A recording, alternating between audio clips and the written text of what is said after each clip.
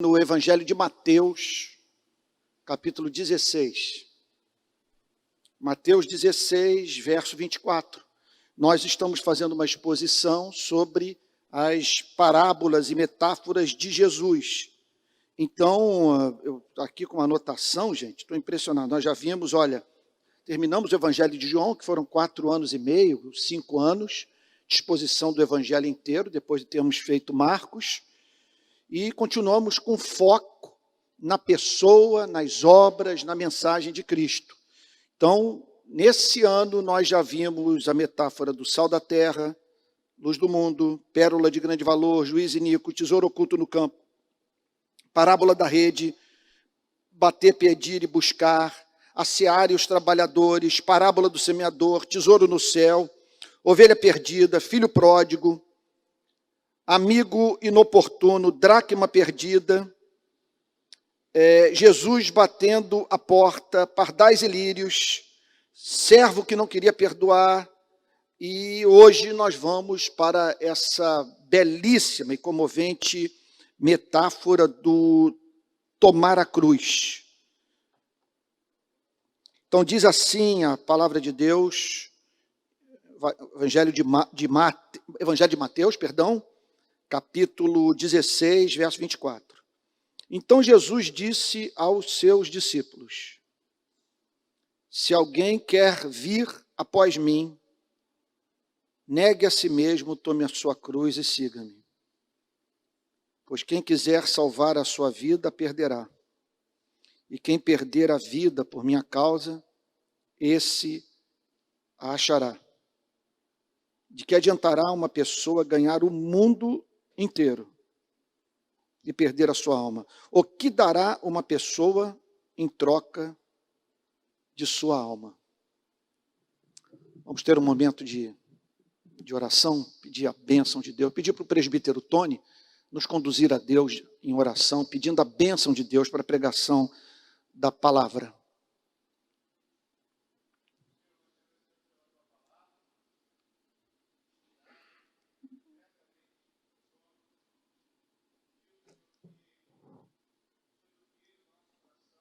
Amém. Amém.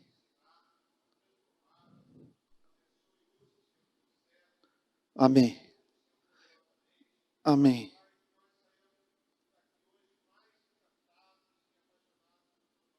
Amém, Jesus. Amém.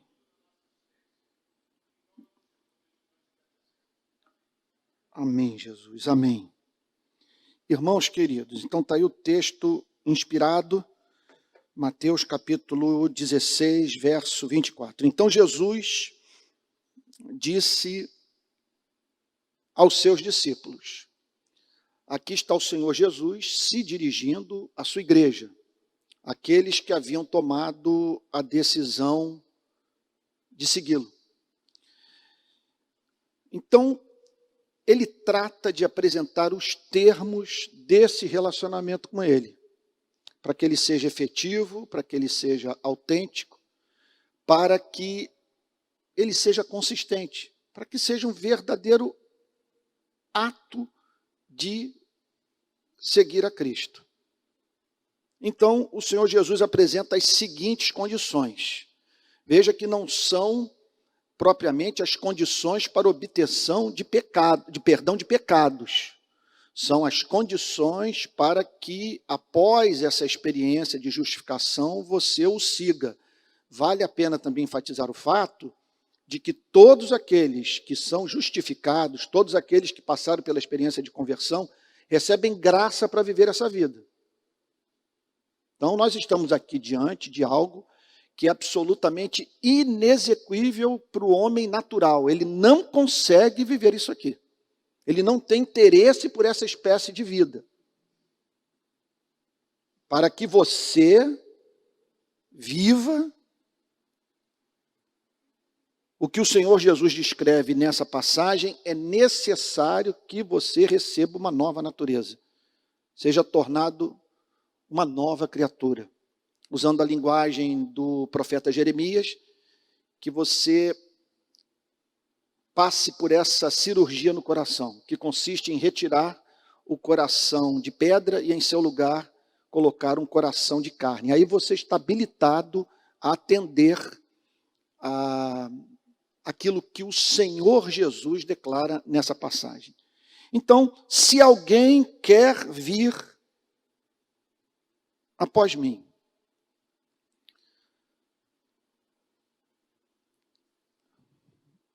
ele se dirige aos seus discípulos, apresentando, repito, as condições do discipulado, do ato de seguir a Cristo, daquela decisão que envolve o ser humano se relacionar com Cristo de modo que Cristo se relacione com ele. Então, se alguém quer vir após mim, se alguém quer ser meu discípulo, se alguém quer reproduzir a minha vida, se alguém quer viver a vida que eu vivo, essa é a condição para que tal obra aconteça. Se alguém quer vir após mim, negue-se a si mesmo. Então o Senhor Jesus está aqui declarando que o ego enfrentará dificuldades que são inerentes à decisão de seguirmos a Cristo. Vamos tentar entender o ponto. Negue a si mesmo. Significa você dizer não para muito daquilo que lhe é caro na vida. Muito do que você estima. Muito do que a humanidade está em busca. Então, negue a si mesmo significa que o discipulado, o ato de seguir a Cristo, é incompatível com aquele modelo de espiritualidade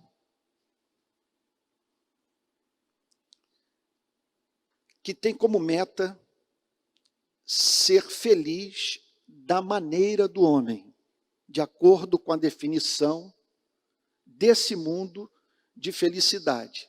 Não há espaço aqui para cristão mimado, porque negar a si mesmo significa se lhe apresentar um desejo real, concreto, ardente e até mesmo legítimo, e que, contudo, devido às circunstâncias de vida, o discipulado exige que você diga não para ele, fazendo violência contra si mesmo. Alguns maus terapeutas vão dizer o seguinte: eis o cenário perfeito para uma igreja se tornar neurótica. Eis a criação de um ambiente conducente às mais diferentes manifestações de psicopatologias. Contudo, aquilo que nós aplicamos na nossa vida secular, em algo, por exemplo, como o exercício da nossa profissão, ora, quantos dos que aqui se encontram tiveram que dizer não para muitas das suas vontades em razão das suas ambições profissionais? E o que Jesus está dizendo é o seguinte, que da mesma maneira que você carece de domínio próprio, de disciplina pessoal, de autorrenúncia para alcançar certas metas na vida, no mundo espiritual não é diferente. Você vai ter que negar a si mesmo. O que significa o seguinte, você vai ter, repito, você vai ter que dizer não para si mesmo. mais um ponto. Relativizar a sua felicidade nesse planeta. De não fazer da felicidade nesse século a meta da sua existência. Então pensemos num homem como fundador da Igreja Presbiteriana do Brasil, Simonton. Ele termina o seminário teológico na Universidade de Princeton, foi fundada por calvinistas, e decide largar a próspera América e vir para o nosso país. Ele planta a Catedral Presbiteriana do Rio de Janeiro, organiza um presbitério, funda um jornal e morre de malária com 29 anos.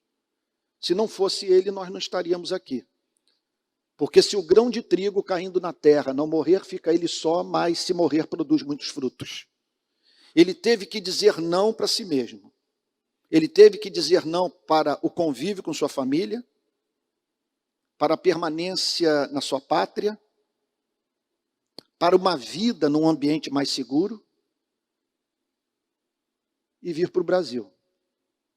E aqui morrer. Um exemplo que eu já mencionei várias vezes aqui nas minhas pregações, que me impressiona muito porque ele confronta a minha covardia, que é o exemplo do pregador alemão Dietrich Bonhoeffer, que em plena Segunda Guerra Mundial se encontrava nos Estados Unidos, tendo sido convidado para lecionar na América, e que toma a decisão de voltar para o seu país a fim de se envolver num trabalho subversivo que tinha como meta derrubar Adolf Hitler.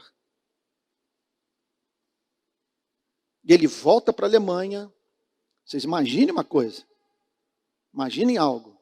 Eu sei que as nossas ações aqui no Brasil têm suas complexidades, mas eu já participei de atos públicos, tendo do meu lado a polícia militar fazendo a nossa segurança.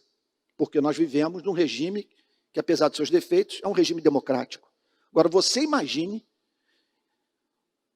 um homem enfrentar um regime fascista, fascínora, totalitário,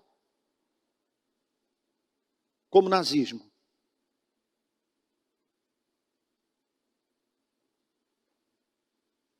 Com o país coalhado de campos de concentração. E sabedor do fato do que o regime seria capaz de fazer com sua vida, caso ele se levantasse contra ele. E foi o que ele fez, chegou ao ponto, e esse é um tema muito polêmico do ponto de vista da ética cristã, de participar de uma ação com o objetivo de matar Adolf Hitler. A ação foi descoberta, e no último ano da Segunda Guerra Mundial, ele já prestes de alcançar a sua libertação, em razão da vitória das tropas aliadas, foi executado pelo seu próprio país. Selou com sangue o seu testemunho. Ele teve que dizer não a si mesmo. Quando ele viu, ele conta na sua biografia, que eu recomendo para todos vocês. Quando ele viu a ascensão do nazismo, ele disse: a mim me cabe lutar contra o meu país. A mim me cabe fazer oposição a esse regime fascista, num contexto em que a igreja luterana alemã havia criado a igreja luterana do partido nazista. E ele disse: a sobrevivência do evangelho no meu país depende de nós dissociarmos o cristianismo do nazismo. Um outro exemplo mais próximo de nós é do meu companheiro de turma. Eu morava num quarto em frente ao dele, havia apenas um corredor de uns 2 ou 3 metros que separava os nossos cômodos, o Ronaldo Lidório, que larga, assim que termina o seminário teológico, então eu decido radicar o meu ministério num centro urbano, no Rio de Janeiro, e ele toma a decisão de ir para a África, onde ele contraiu mais de 20 malárias. Ele negou-se a si mesmo, mas ao negar a si mesmo, ele deixou atrás de si uma igreja com 2.000 membros no continente africano.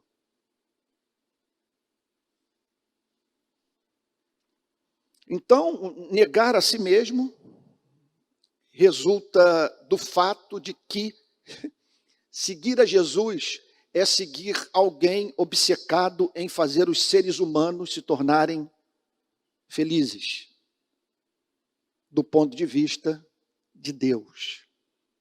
Quer dizer, alcançarem aquela felicidade que é prescrita para toda a espécie humana pelo Evangelho de Cristo.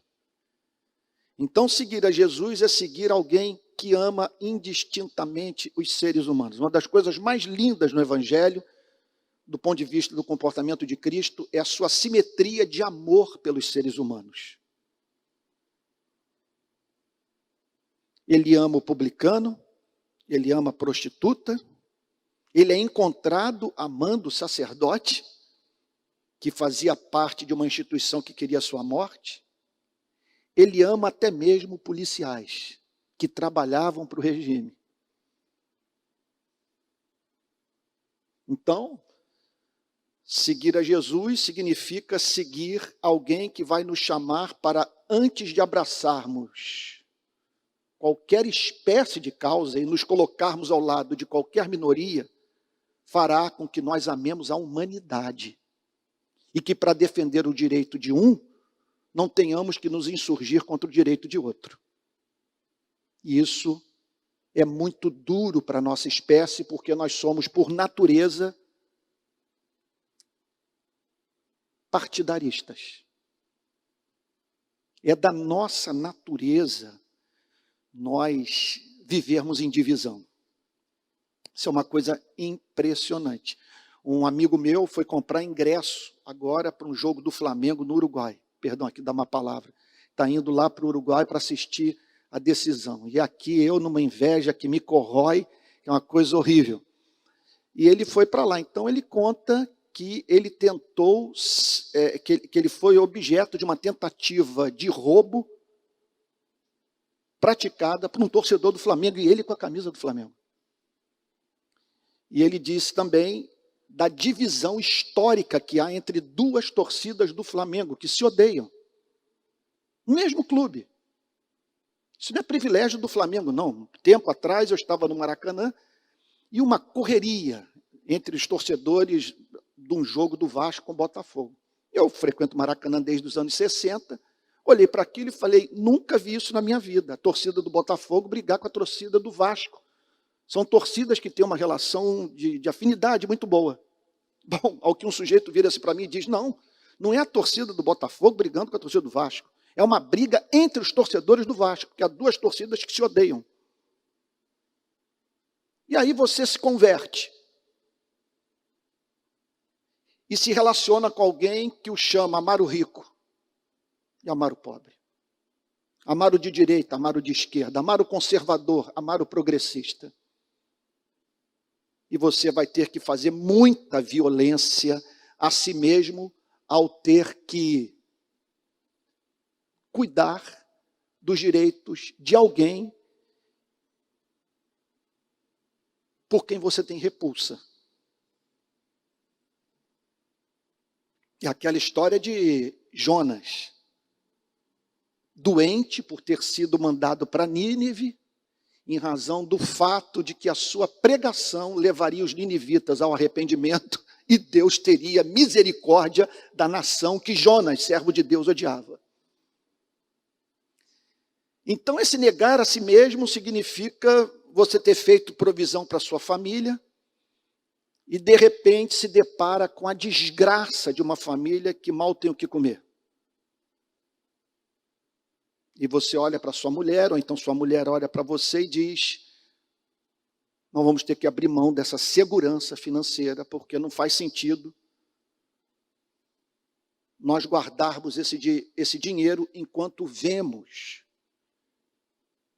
essa família cujo drama conhecemos tão bem perecer. Então, esse negar-se a si mesmo é inerente à vida cristã.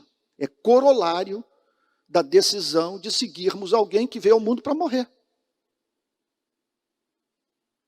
Então, qual deve ser a resposta à pregação de alguém que veio ao mundo para morrer? Como que vai ser a vida dessa pessoa que tomou a decisão de seguir alguém que, por amor aos seres humanos, se dispôs a parar numa cruz, a fim de os redimir dos seus pecados? Então o Senhor Jesus diz assim: se alguém quer vir após mim, se a sua ideia não é apenas ser membro da Igreja Presbiteriana da Barra da Tijuca, mas se o seu objetivo é ser cristão, discípulo de Cristo, você precisa entender que terá que fazer violência contra a sua própria vida.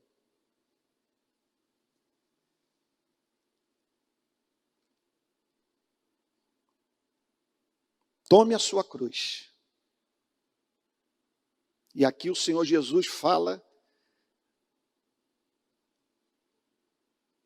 da violência mais radical que podemos praticar contra o nosso ego, que é a de morrermos ou passarmos por mortes nessa vida que se constituem em condição indispensável para que na nossa morte ou nas nossas mortes pessoas encontrem vida. Tome sua cruz. Então venha após mim e morra. Seguir a Cristo significa, gente, isso tem que ser muito claro, até para que as pessoas façam essa avaliação. Será que faz sentido eu permanecer nessa fé? É bom que você faça um balanço, porque pode ser que você olhe para tudo isso e diga o seguinte: não é para mim. Eu não dou conta disso, isso para mim é uma loucura, a vida é curta e eu quero aproveitar cada segundo que me resta. Então, aqui é um péssimo lugar para você estar. Isso não lhe fará bem, me perdoe ser franco com você.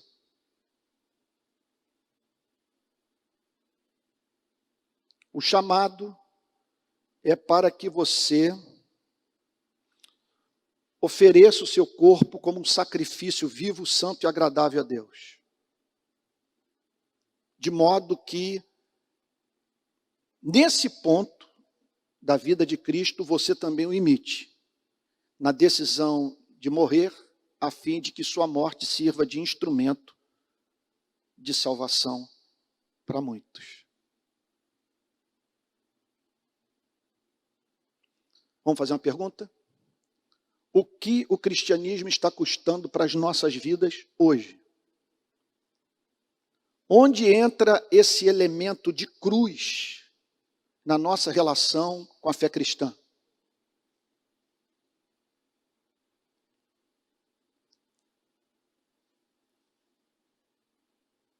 Sabemos o que é negar-se a si mesmo? Dizer não para prazeres que nos são caros e até mesmo para desejos legítimos.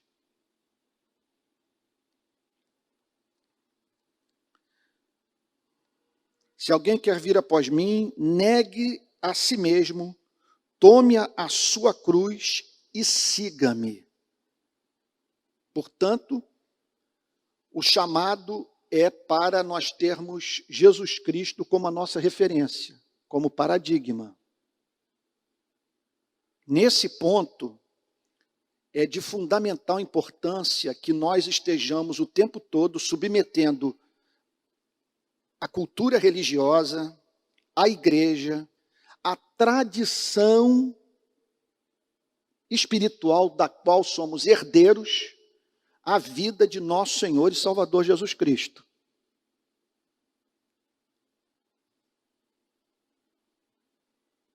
Eu vivi isso com mais de 40 anos de idade, sendo pastor dessa igreja. Porque eu entrei no seminário teológico eu fui ordenado, eu plantei essa igreja pela infinita bondade de Deus, tendo como referência Martin Lloyd Jones no púlpito da capela de Westminster. Eu penso que o mesmo ocorre com você no seu campo de atividade profissional. Tem alguém que é referência para a sua vida. Para quem você olha e você diz, esse é o tipo de trabalho que eu quero desempenhar. Esse é o tipo de pessoa que eu quero ser no exercício da minha profissão. E eu entrei no seminário teológico, eu me formei, eu me tornei ministro, tendo minha vida regida por esse tipo de mentalidade. Em que ela consistia? Eu vou me dedicar ao gabinete de estudo, ao meu escritório, vou ter muito tempo de leitura e dedicado à preparação de sermão, a fim de estar no púlpito, para cumprir fielmente o meu trabalho. A fim de, no domingo seguinte, eu passar pelo mesmo tipo de atividade, dedicação aos estudos, à preparação de sermão, para ocupar com dignidade o púlpito no domingo seguinte. Então eu olhava para João Calvino e dizia, esse foi o trabalho de João Calvino. Eu olhava para o Martin Lloyd Jones e eu dizia, esse foi o trabalho de Martin Lloyd Jones. Embora João Calvino tenha se envolvido muito com Genebra. Criou a Universidade de Genebra, ele redigiu a legislação de Genebra, era alguém muito preocupado com a vida política de Genebra. Mas um homem dedicado ao púlpito. Martim Lutero, um homem dedicado ao púlpito. E John Stott, a mesma coisa. Jonathan Edwards, minha tese de doutorado, quer dizer, que eu acabei que não cumpri, tinha como meta escrever sobre Jonathan Edwards. Com 45 anos, eu entendi que eu não deveria manter uma relação de subserviência a essas biografias, a esses homens, essas referências da história do cristianismo. Que eu tinha que viver a minha história, a minha vida. Não reproduzir a vida de quem quer fosse, que meu chamado era um chamado totalmente distinto, não melhor, não pior do que o de ninguém, mas era o meu chamado da minha vida e que atendia às demandas do meu país, da minha cidade, e isso mediante sinais inequívocos de que Deus estava me chamando para dar uma guinada do meu ministério, da qual eu jamais me arrependi. Então, o que mais foi consolador na minha vida foi o dia que, se não me falha a memória, eu estava lá naquele templo. Eu estava orando, me parece que eu estava numa reunião de oração, no antigo templo, naquela parte do tablado ali no púlpito. E eu acredito que Deus falou comigo. Quando claramente me disse que eu não deveria reproduzir a vida de ninguém, que isso me causaria muita frustração, que eu deveria ser fiel ao meu chamado. E outra coisa, e que olhasse para o exemplo de Cristo. Porque Cristo não é encontrado na Bíblia do púlpito para o gabinete, do gabinete para o púlpito. Ele não é encontrado, vamos assim dizer, vivendo o cristianismo dentro do templo. O tempo inteiro ele está na rua. Andando. Em contato com as pessoas. Na maioria das vezes, enlutados, doentes, endemoniados, e gente considerada sem esperança, os desviantes da Palestina. os publicanos e as meretrizes. E ali foi de grande consolação quando eu cheguei à seguinte conclusão: embora eu não esteja mais, a partir da decisão que eu estou tomando, não esteja mais seguindo o exemplo desses luminares que eu amo até hoje, cujos livros eu continuo lendo e relendo, eu não estarei fazendo nada que seja incompatível ao ministério de Jesus Cristo. Eu diria para vocês o seguinte: quando o texto diz, tome a sua cruz e siga-me, você vai ter muita dificuldade de seguir a Cristo, reproduzir a vida de Cristo, imitar a Cristo, se o seu cristianismo se resume às atividades do templo. Porque você vai ver pouquíssimas vezes Jesus no templo. E a maior parte das vezes na rua. É entrando em Jericó, passando pelas portas de Jerusalém, é no lugar onde Lázaro estava morto,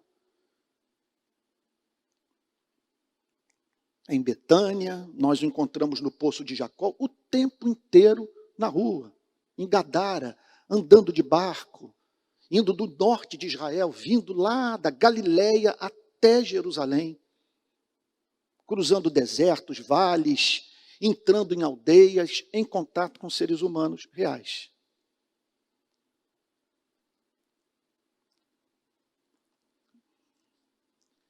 Se alguém quer vir após mim, negue a si mesmo, tome a sua cruz e siga-me. Essas são as condições do discipulado, e se nós não estamos vivendo isso, nós não somos cristãos. Nós não estamos expressando as principais marcas do verdadeiro encontro com Cristo. E aí o Senhor Jesus apresenta a razão de ser. Afinal de contas, qual é o sentido disso tudo? A vida já é pedreira. A maioria de nós tomou a decisão de se envolver com o cristianismo em razão de algum sofrimento que nos afligia. Viemos a Cristo em busca de cura, em busca de libertação, em busca de direção, em busca de livramento.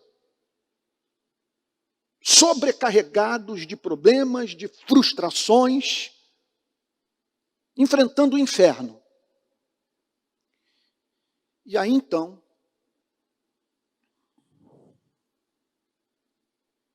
em vez de tão somente ele passar a mão sobre o seu ombro e chorar com você, embora isso esteja envolvido, ele diz, se alguém quer vir após mim, negue a si mesmo, tome sua cruz e siga-me. Aí você olha para as condições do discipulado para uma coisa como essa, e você diz isso, justamente isso. Qual é o sentido de eu viver essa espécie de vida? É perceptível onde ele quer chegar. O meu tempo não será mais meu. Eu não serei mais livre para escolher onde eu vou morar, com quem eu vou casar e o que eu vou fazer do meu dinheiro.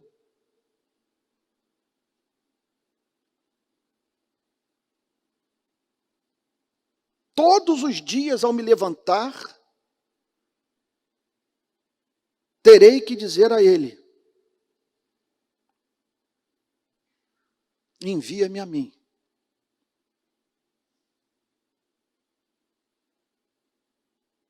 Eis aqui o servo, a serva do Senhor, que se cumpre em mim conforme a sua vontade. Na verdade é o seguinte, é a decisão de você ter um dono. É a busca voluntária pelo regime da servidão. Você vai passar a servir a um outro.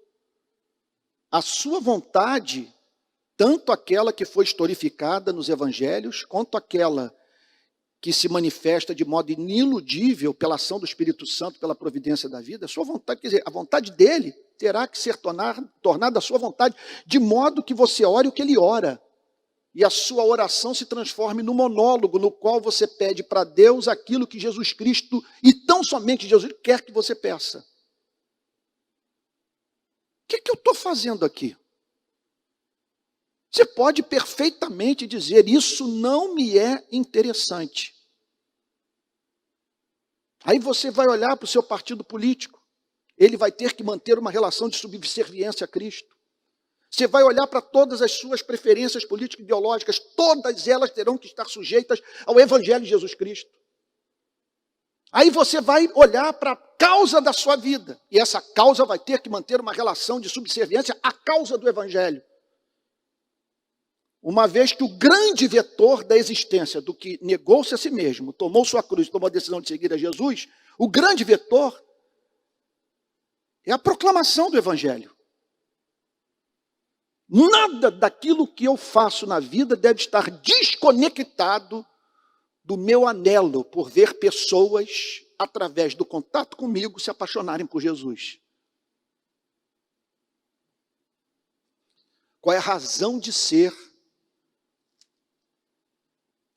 de um suicídio como esse? O que muitos poderiam considerar. Verso 25. Pois quem quiser salvar a sua vida, a perderá. E quem perder a vida por minha causa, esse a achará.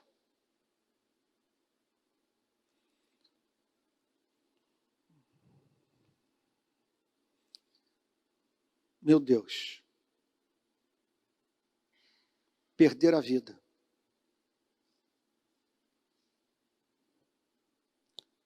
Pascal chamava de tremenda de uma aposta.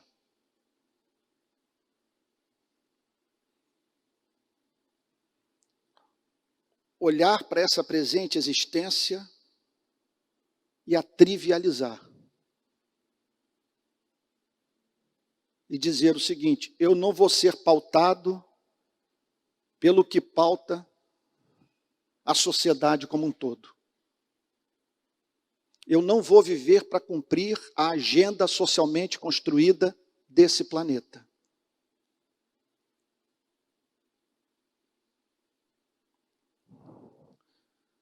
O que é perder a vida?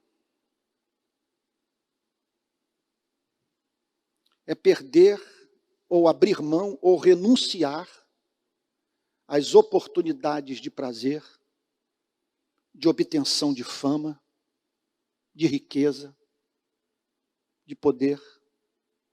É alguém olhar para você e para mim e dizer o seguinte, estão desperdiçando a vida.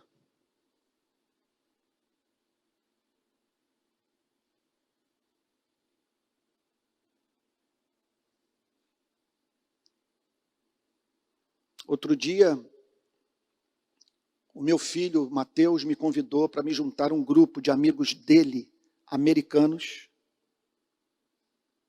que estavam abrindo mão do seu direito de descanso. Os americanos fazem muito isso, de consagrar as férias para o que eles chamam de mission trip. Então, o Mateus me convidou para me juntar a um grupo de americanos para construir casas em Cuba. Não rolou por causa da pandemia.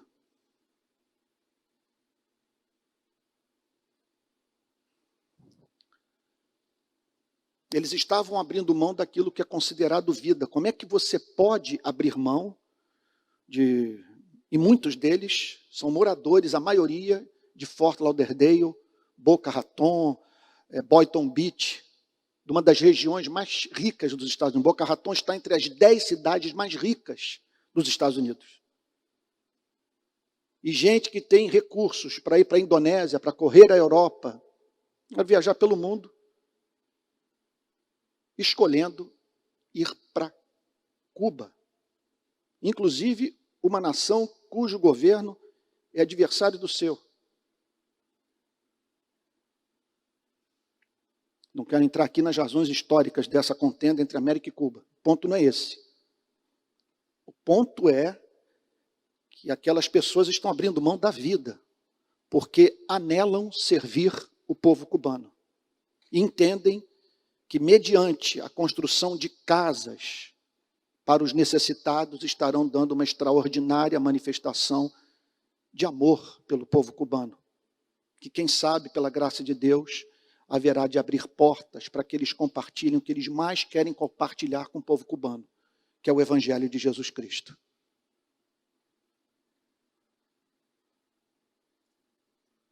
Quem quiser salvar a sua vida, perderá. Quem perder a vida por minha causa, esse achará.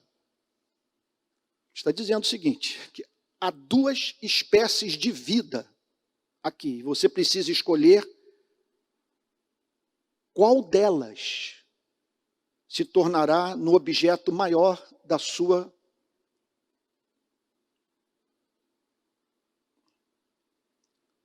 obsessão por realização pessoal. Então, de um lado, o mundo descrito por uma revista como a Caras. Nem sei se existe ainda essa revista. Existe ainda a revista Caras? Uma coisa é aquela. É o mundo da revista Caras. Você naquelas tais ilhas. E chamando o fotógrafo para visitar a sua cozinha, a sua sala, fotografar a sua casa. Ou você com as melhores roupas, sei lá, num lugar qualquer desse planeta, num desses castelos de Caras. Isso é uma vida. Quer dizer, a busca por sexo, dinheiro e poder. E observe que, em geral, como nos lembra Tim Keller, a idolatria não significa a dedicação das nossas vidas àquilo que é inerentemente mal. Significa nós tomarmos o que é bom e o transformarmos em razão de ser da nossa existência, vindo assim a se tornar um ídolo que nos devora. Uma vez que, se trabalho, por exemplo, é o ponto de integração da nossa personalidade, basta você ser demitido para entrar em depressão. E aí você não depende mais de Deus, da sua vontade, para ser feliz. E sim de Deus e do seu trabalho. Deus e do seu cônjuge. Deus e da realização de um outro projeto pessoal qualquer. Então essa é uma vida. De você olhar para isso aqui, é aquela mentalidade existencialista, bem nietzschiana. O que Nietzsche dizia? Deus está morto. Se Deus está morto, nós não temos mais fundamento para a construção dos nossos valores morais. Não temos, portanto, que nos submeter mais às normas arbitrárias do cristianismo, essa ética do pobre, essa ética do desvalido, essa ética do fracassado, porque o discurso da fé cristã é esse. É um discurso de ressentimento, que pede para você abrir mão de tudo. Sabe? É o miserável chamando você para participar da sua miséria. É assim que ele percebia, ele entendia as coisas. Tinha horror ao cristianismo, embora respeitasse Cristo. Muito interessante. E se Deus está morto? Nós precisamos entender que aquilo que a modernidade está colocando no lugar não faz o mínimo sentido. Os valores da modernidade não têm fundamentação intelectual, filosófica, metafísica. São totalmente arbitrários. Então seja livre para fazer o que você gosta. E entenda que o tempo que lhe resta é curto. Estão lembrados daquele filme A Sociedade dos Poetas Mortos? O tal do Carpe Diem? Viva hoje, intensamente. Porque você não sabe o que lhe aguarda amanhã. E a vida está cheia de prazeres. E aí vem Jesus e diz o seguinte: se esse é o seu projeto de vida, você não vai encontrar uma outra vida. que só pode ser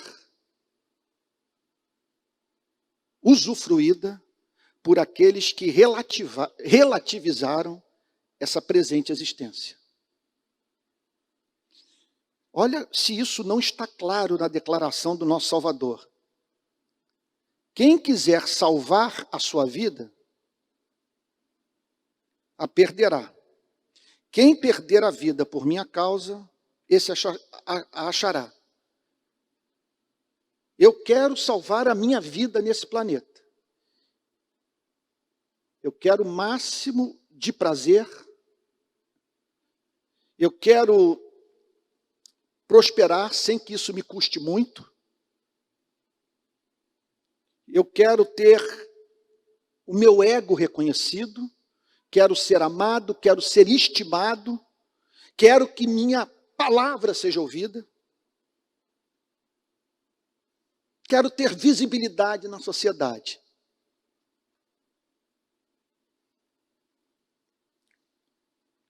Aí Jesus diz o seguinte: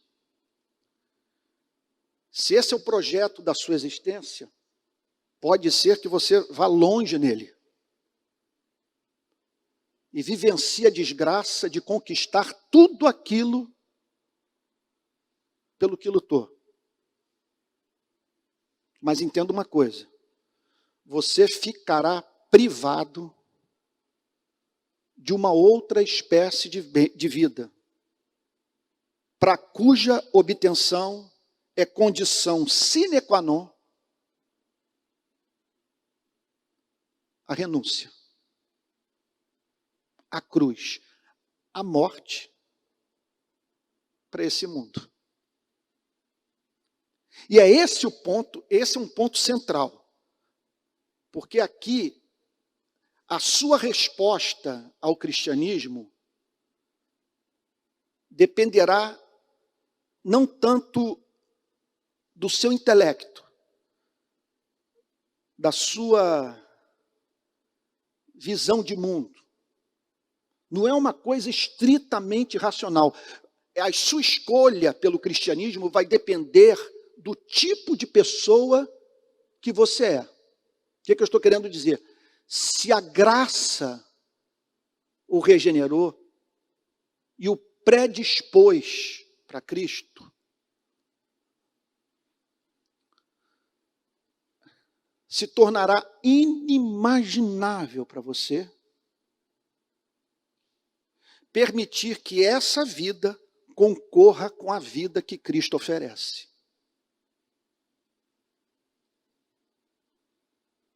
Porque qual é a vida que Cristo oferece?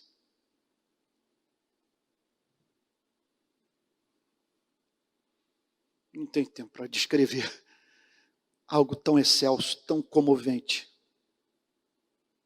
que nesses 40 anos de cristianismo tem me levado às lágrimas.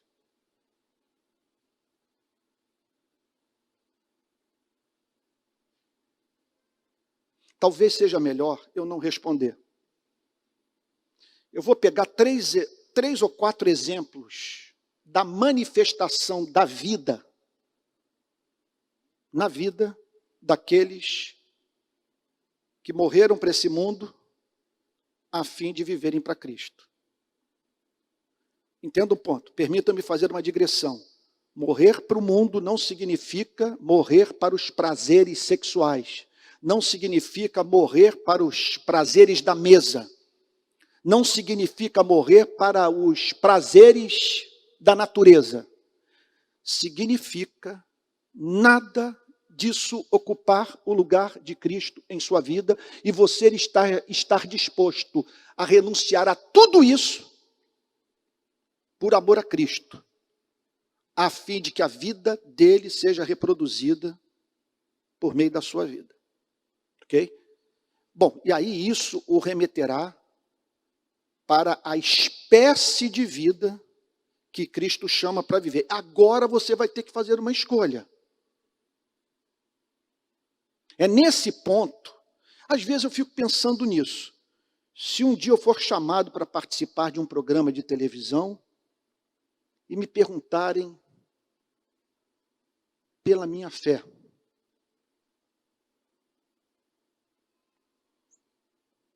porque eu sou cristão? Ultimamente eu tenho pensado numa espécie de resposta que eu jamais pensei em oferecer na minha vida para o não cristão. Ela pode soar até ofensiva, mas eu penso que é radicalmente bíblica. É dizer o seguinte: amigo querido, aquilo sobre o que eu passo a falar, dificilmente você entenderá. Porque nós somos muito diferentes.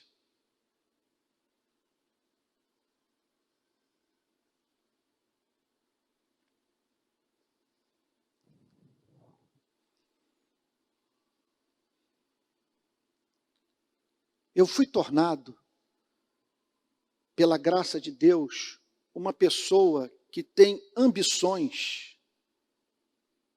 que você não entende e talvez jamais venha a entender. Nós somos certamente membros da mesma espécie. Agora, o que eu quero lhe dizer é que nós habitamos em planetas diferentes. Aquilo que o satisfaz é morte para mim. Eu estou em busca de honra, glória e incorruptibilidade. Eu não quero ser descortês comigo, meu amigo querido, mas permita-me dizer que o seu problema é falta de ambição. Você espera muito pouco da vida. E o contato com Cristo me tornou uma pessoa que não consegue se satisfazer nem com a posse do planeta Terra. Nem que se eu fosse rei desse mundo, os meus desejos ficariam satisfeitos. Olha, em primeiro lugar, eu não me dedico a isso aqui, da forma como muitos se dedicam, porque o resultado final já sei de antemão. A vida tem me dado muito spoiler. Por exemplo, a morte do meu pai foi um spoiler, a morte do meu tio João. Todos estamos morrendo. Como é que eu vou embarcar nessa canoa furada? Recentemente eu estive com suspeita de câncer. Amigo, teve um teólogo africano do norte da África, que foi bispo de uma cidade chamada Ipona,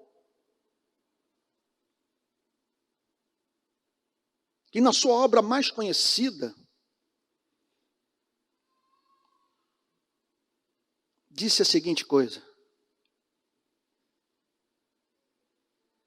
dá-me a ti mesmo, pois sem ti, ainda que me desses tudo quanto fizestes, os meus desejos não ficariam satisfeitos. Então, o que ocorre? Essa mensagem, para que você aprecie, você tem que ter alma. Você tem que ser regenerado, você tem que ter passado por uma profunda obra de transformação que fará com que você não se satisfaça apenas em comer o prato de comida, mas em sentir o sabor. Em ter alguém no universo para o qual você possa dizer muito obrigado.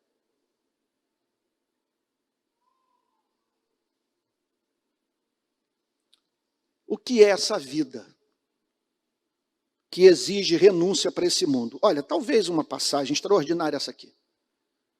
Olha, sinceramente, eu não quero nada desse planeta que me impeça de estar habilitado a escrever o Salmo 104, ou recitá-lo a partir das profundezas do meu coração. É isso que Jesus está dizendo. Se você quiser salvar a sua vida, perdê-la. Se você perder a sua vida, você a achará. E o que significa achar a vida? É você poder dizer o seguinte: bendiga minha alma ao Senhor. Senhor Deus meu, como tu és grandioso. Estás revestido de glória e majestade, coberto de luz como de um manto. Tu estendes o céu como uma cortina, pões nas águas o vigamento da tua morada, tomas as nuvens por carruagem e voas nas asas do vento. Fazes a teus anjos ventos e teus ministros labaredas de fogo. Lançastes os fundamentos da terra para que ela não se abale em tempo nenhum. Tomaste o abismo por vestuário e a cobriste, as águas ficaram acima das montanhas.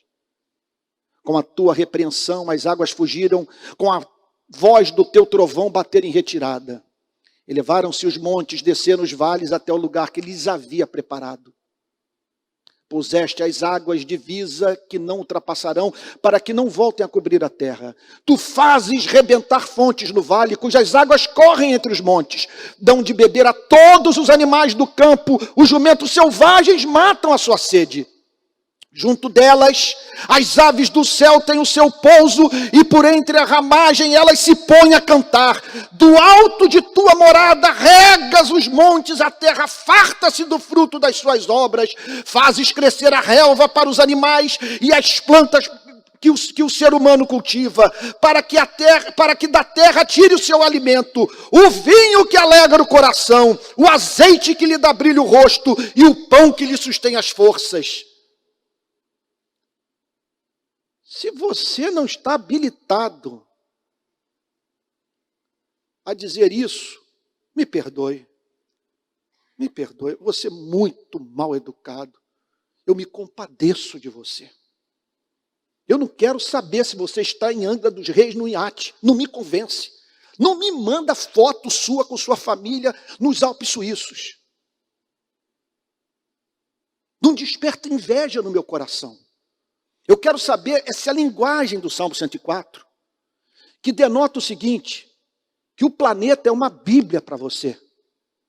Que quando você olha para um rio, você vê uma letra dessa Bíblia. Quando você olha para um pássaro, você vê uma outra letra. E subitamente você se vê entendendo o livro todo. E Deus falando a você. O que é essa vida sobre a qual Cristo fala? Mas eu tenho para mim que nenhum ser humano essa vida se manifestou, tal como na vida do apóstolo Paulo, que foi habilitado a dizer: digo isto, uma das maiores alegrias que eu tive esse ano foi pregar a carta de Paulo aos Filipenses na Igreja Betânia. Especialmente quando eu tive que fazer a exposição do capítulo 4, no qual Paulo diz: digo isto não porque esteja necessitado, porque aprendi a viver contente em toda e qualquer situação. Sei o que é passar necessidade, sei também o que é ter em abundância. Aprendi o segredo de toda e qualquer circunstância, tanto de estar alimentado como de ter fome, tanto de ter em abundância como de passar necessidade. Tudo posso naquele que me fortalece. Você tem que escolher. Se isso aqui é interessante para você, fique com Cristo. Tome sua cruz e o siga. Mas pode ser que você não tenha nenhum interesse por isso. E aqui então não é um bom lugar para você estar. E Cristo vai ser o tormento da sua alma. Essa mensagem só funciona para quem tem uma palavra que está muito presente nos livros teológicos americanos, que eu sempre amei e eu tinha minha dúvida se ela existia na língua portuguesa, que eles chamam de congenial. Esses dias eu fui no Aurélio, e não é que essa palavra tem na nossa língua, congenial. A sua alma tem que manter uma relação de congenialidade com o Evangelho. Você tem que ter alma para o Evangelho. Sabe? Olha só, eu estou agora convidando, ontem eu convidei o Paulo César Caju, que eu tive o privilégio de conhecê-lo, para comer bacalhoada em Niterói comigo, no melhor restaurante de comida portuguesa das Américas, que é o Gruta de Santo Antônio, lá na Ponta da Areia. Agora, pode ser que o Paulo César Caju não goste de bacalhoada. Vai ser um tormento para ele. Para mim, eu entendo perfeitamente meus parentes lá de Braga. Comem bacalhau diariamente. E não há prazer gastronômico maior na minha vida do que uma boa bacalhoada portuguesa. Eu estou dizendo o seguinte: pode ser que você olhe para essa descrição do apóstolo Paulo e não sinta inveja dele. Eu morro de inveja. Eu queria saber o que é isso. Como também entender o que ele diz no capítulo 1.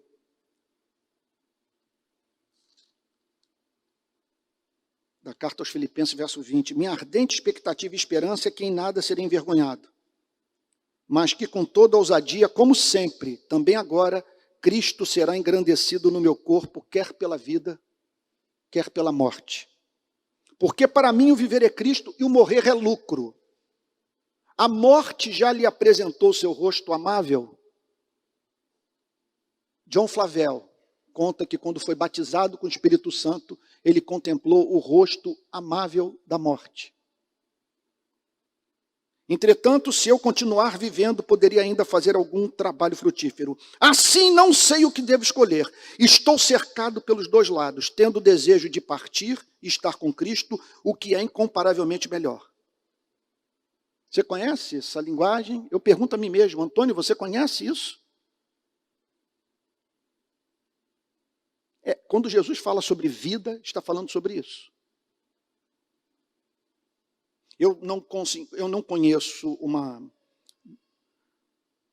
manifestação da vida mais linda do que essa aqui. Graças a Deus na vida de uma mulher. Maria.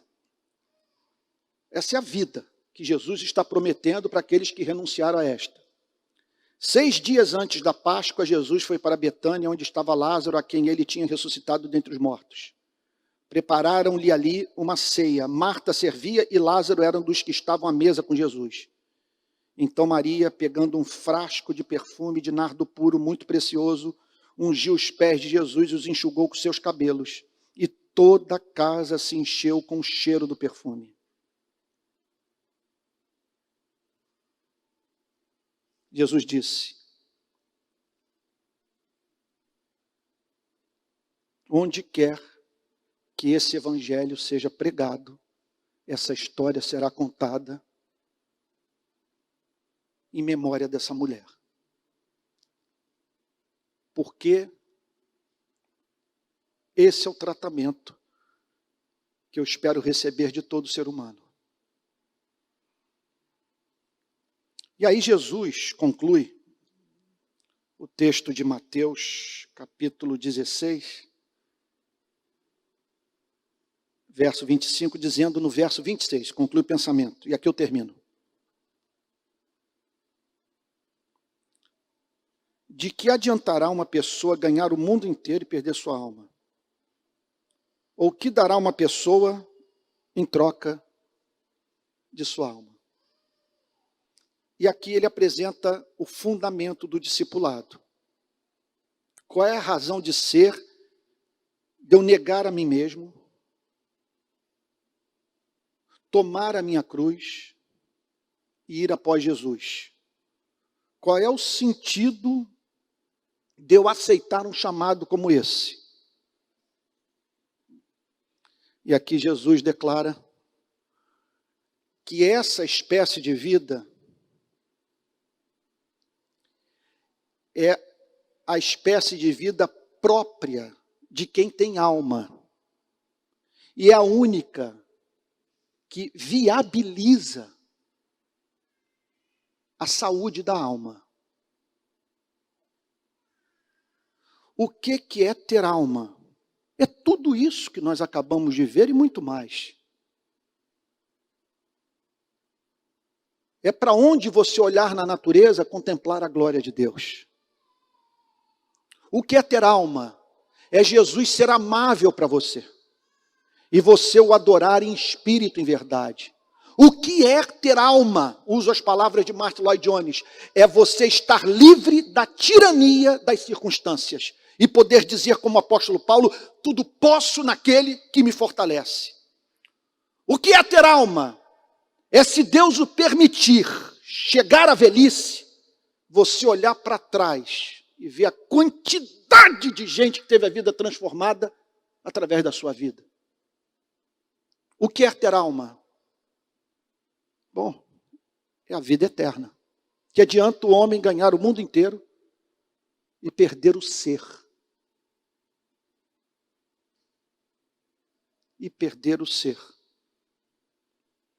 Tem um amigo lá em Niterói, o Geraldo, casado com a Marília Peçanha, musicista, ela é responsável pelo coral da Betânia e professora, uma das fundadoras, se me parece, da cultura inglesa. E o Geraldo contou algum tempo atrás, aliás, contou não, foi a Marília que me disse, que ele não curte muito viajar. Ele é meu vizinho, mora no meu bairro, em Pendotiba. Por qual motivo? Pelo motivo de, por ter Cristo, ele viajar em Pendotiba.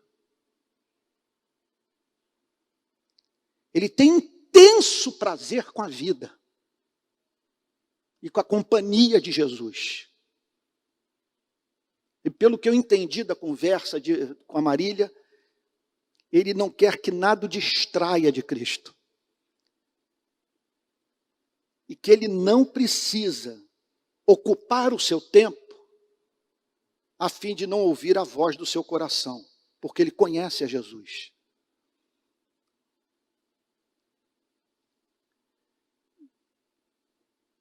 Me perdoe dizer, mas a igreja passou por um teste nessa pandemia e muitos irmãos nossos foram reprovados. Afinal de contas, por que você não conseguiu ficar em casa?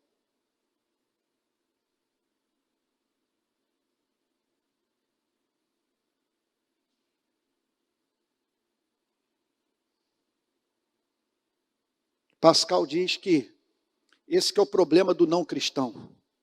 Ele não consegue ficar dentro do seu quarto. Porque ficar dentro do seu quarto em solitude significa se ouvir. E a última coisa que ele quer é tomar consciência da sua miséria, da sua finitude.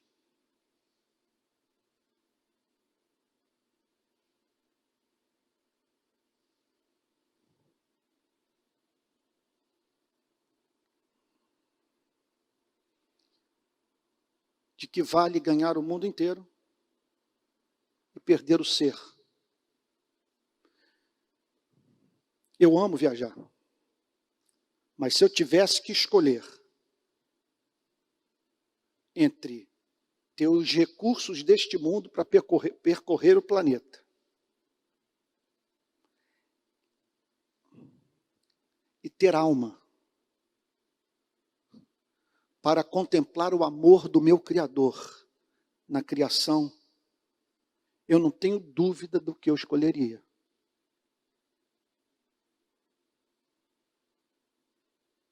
Se há uma coisa que você é cristão, pela qual você deve ser grato a Deus, é o fato de você ter alma. Repito, de comer a comida e sentir o sabor. Porque é capaz de encontrar por trás das bênçãos da vida um Deus de infinita benevolência, declarando o seu amor por você.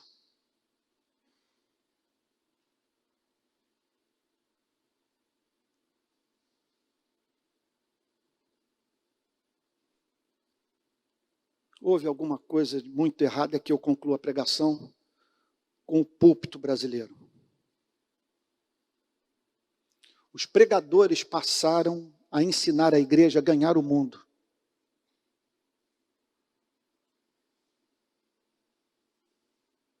E por isso, pelo fato dessa igreja não ter vida interior,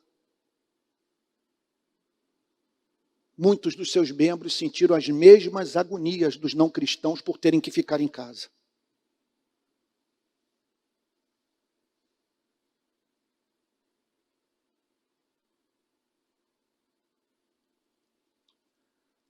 Aqui o chamado que Cristo faz é um chamado radical. É sentença de morte que está sendo prescrita. Contudo, você ganha a vida e não perde a alma.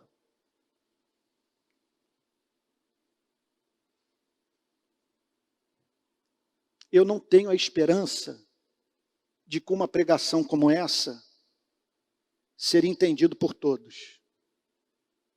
Mas não tenho a mínima dúvida de que os regenerados entenderão a linguagem.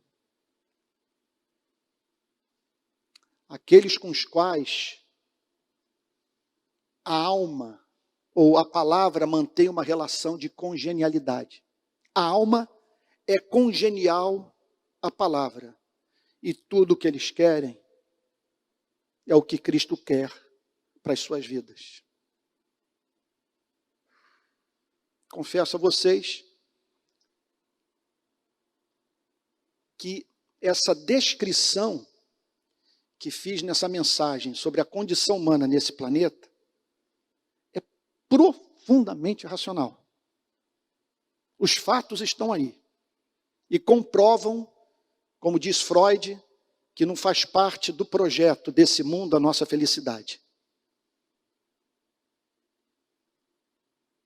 A espécie de vida para a qual Cristo nos chama a viver nos foi apresentada nessa manhã pelo seu Evangelho. Quem atenderá esse chamado? Somente os que nasceram de novo. Essa mensagem jamais fará sentido para quem não tem paladar para essa comida. Então, o que você precisa pedir? Porque pode ser que você esteja num limbo, você não tem nenhuma coisa nem outra. Tudo que você tem é uma religião cheia de regulamento. E que o impede de viver ambas espécies de vida. O que cabe a você e a mim clamar? Abra os olhos do meu coração. É fazer como o cego na cidade de Jericó, filho de Davi, tem misericórdia de mim.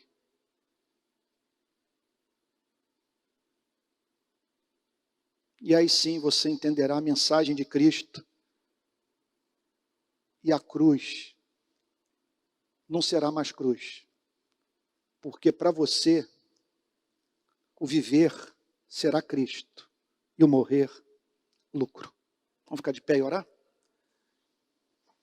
Tico, querido, você poderia orar por nós aqui usando o microfone da igreja? Porque para que quem está em casa possa nos ouvir. Vou pedir para o Tico orar, porque é aquilo, a coisa mais frustrante do meu trabalho, do trabalho de qualquer pregador, é que você pode terminar a pregação dizendo, olha, hoje o meu mau gênio não se manifestou, as minhas idiosincrasias não se fizeram presentes no púlpito, eu fui fiel, preguei com amor. Mas a eficácia da palavra depende da ação do Espírito Santo e foge à alçada do pregador.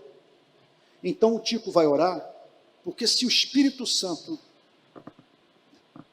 não traduzir isso para o nosso espírito, nós vamos ficar com mais ódio de Cristo ainda, do que o amar e ver nessa mensagem profunda manifestação de amor. Pois como disse Pascal, aposte tudo em Deus. Se você ganhar, ganhou tudo. Se perder, não perdeu nada. Só que a vida cristã não é uma aposta, porque quem fez a promessa é fiel. Tico, querido.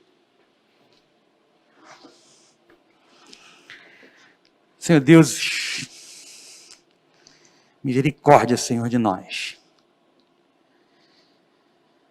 Aplica, Senhor Deus, essa palavra ao nosso coração. Que ela, Senhor, receba no nosso coração abrigo. Que ela frutifique, Senhor Deus, no nosso coração. Que o nosso prazer seja estar contigo. Amém. Que o nosso prazer seja a espera daquele dia em que tu virás nos buscar. Amém, Senhor. Que o nosso prazer, Senhor, não seja e não nada desse mundo, Senhor, que não traz absolutamente nada. Nada que seja comparado à tua glória, Senhor Deus, aquilo que tu tens preparado para nós. Senhor Deus, ansiamos aquele dia em que subiremos contigo, Senhor. Que a nossa vida encontrará vida em ti. Amém, Senhor. Que o nosso prazer será plenamente satisfeito, Senhor Deus, quando estivermos contigo na glória. Mas aí, Senhor Deus, ainda estando aqui, que o nosso prazer seja seguir a ti, Senhor. Ainda que difícil, ainda que complicado, ainda que negando a nós mesmos, o nosso prazer deva ser estar contigo, seguindo, Senhor Deus, os teus passos. Amém, Jesus. Que a nossa vida, Senhor Deus, seja de negarmos aos nossos prazeres, Senhor Deus, aquilo que toma conta, Senhor Deus, da nossa vontade e tira, Senhor Deus, a tua cruz da nossa vida, Senhor Deus. Que a tua cruz, Senhor Deus, Senhor Jesus amado, que a tua cruz seja o que nos guie. Senhor, que sejamos pequenos cristos aqui. Que sigamos a ti, Senhor Deus. Que nós, como diz a tua palavra, que nós deixemos a nossa vida de lado. Que a gente não tente salvar a nossa vida, mas que percamos a nossa vida para que possamos alcançar a vitória da nossa alma, Senhor Deus, que é viver eternamente contigo. Senhor, aqueles que não te conhecem ainda, Senhor Deus, te peço que o teu Santo Espírito coloque no coração dessas pessoas, Senhor, a possibilidade, Senhor Deus, de perceber vida, Senhor Deus, nessa palavra. Abre, Senhor Deus, os olhos do nosso coração e principalmente, Senhor Deus, aqueles que não te conhecem, que possam sair daqui hoje, Senhor Deus, convictos de que não existe nada melhor do que estar na tua presença, de que entregar a vida a ti. Obrigado, Senhor Deus, por esse dia, por essa manhã. Abençoa-nos, Senhor Deus. Leva-nos para nossas casas, guardados por ti. Perdoa, Senhor Deus, os nossos pecados. É o que eu te peço e agradeço, em nome de Cristo Jesus. Amém, Senhor.